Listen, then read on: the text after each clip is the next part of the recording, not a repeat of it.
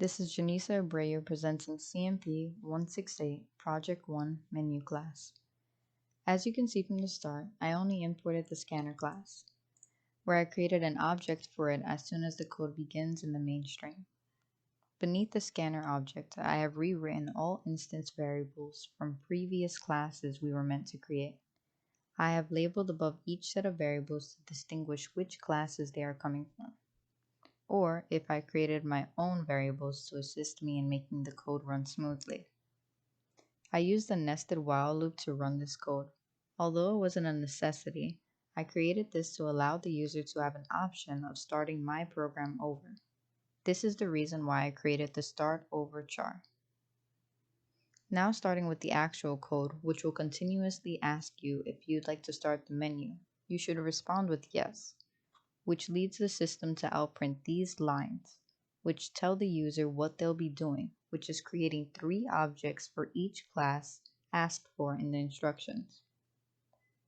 Directly below this, you can see that we ask the user for each input that'll be placed in the object's toString method and use the scanner object to scan the inputs the user makes. Now this is used through lines 44 to 300, but I separate the objects and which classes they pertain to, simply by outputting a line of stars as well as printing all the objects I've created beforehand, so the user may see all the courses that's been created. I repeat this for the faculty, general staff, and student objects. Now starting with the additional menu script to what the user inputs, I started with adding 2 new courses to a faculty object. I do this by calling a single faculty object randomly, which I chose faculty 1, and I added course taught to course 1, which corresponds with the faculty 1, then implemented the add course taught method, which is created in our faculty class, which was previously made during the beginning of the project. Whatever addition has been made to this single faculty object will later be outprinted once again with an additional course being added as well.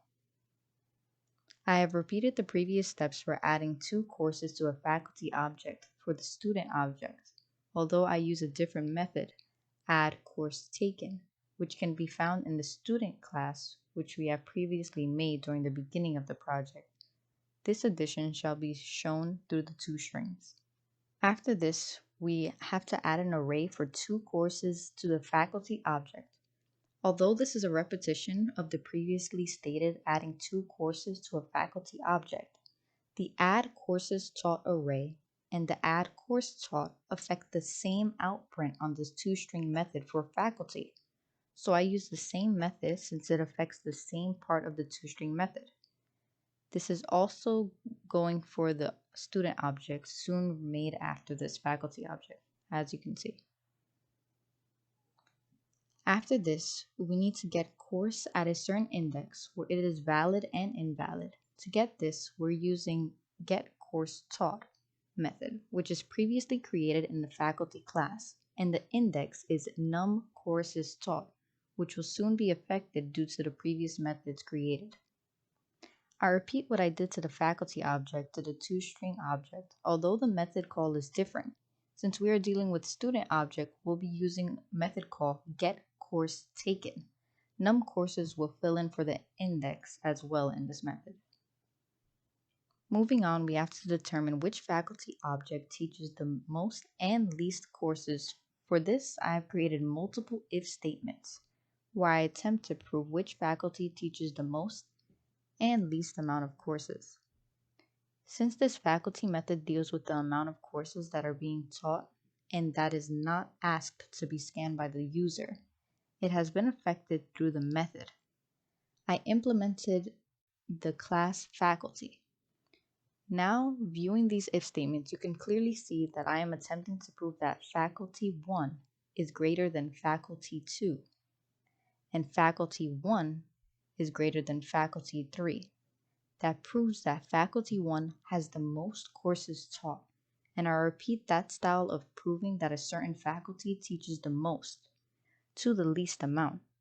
the least amount of courses can be shown simply by changing the sign. Now to determine which course has the minimum and maximum in the courses catalog, I use getCourseNumber, which every course has a different number associated with them, so the course number will prove whether the course is a minimum or the maximum, and I simply use if statements to resemble the faculty ones above, just with different method calls, as well as different objects being used, which is course 1 or course 2, and even course 3. As you can see in the first 3, it proves which is the most, and the last 3 prove which is the least. Now repeating that same method to determine which student has the least amount of credits. Although we are dealing with a student, I had to use course objects to prove this, because course allows you to get the number of credits a student has. With that knowledge, I made these if statements, but just with a different system outprint, stating that student 1, which correlates with course 1, has the most amount of credits because it's greater than course 2, which correlates with student 2, and it is also greater than course 3, which is associated with student 3's number of credits. After that, the system will outprint if the user would like to start over. If they would like to start over, it'll start them at the top again, asking if they'd like to enter inputs in the menu. Now allow me to attempt running the code to show you what it would look like written out. As soon as you start the run code, it'll state if you'd like to enter objects into the menu, which will respond with yes. Now we can enter objects for the first course. Course department, we could put math. Let's put 100 as the course digit number. Enter the amount of credits, we'll put 2. And we'll say false. Now if you put false as the graduate, it'll state that the student is an undergraduate. Same thing will be the next one. 107.3 will be the amount of credits, and we'll put false. Now for the last one, I'll put true, just so you can see the outprint will be different. Let's use bio 101. 1 will be the amount of credits. Let's say it's lab. And once you put in all inputs for the 3 object courses, it'll outprint it with the string of stars that I created. Now let's go into faculty. Let's say the name is J. 1970 is the birth year. CMP can be the course they teach. And let's put true. Now for the second faculty, let's put Yosh. Let's stay in the same decade for the birth years. And let's use math. We should stay with the same courses. Last faculty, we should put Madrid. 1972. Let's put bio and true as well. Now for the general staff, let's use Jen. 1960s now. And let's say math, and she cleans. Next one we'll put Phil. 1961. Let's say he teaches in bio, and he gets samples. Now for the next one, let's use Mark. 1962 now. CMP, and he fixes tech. Now for the students, let's use Prince.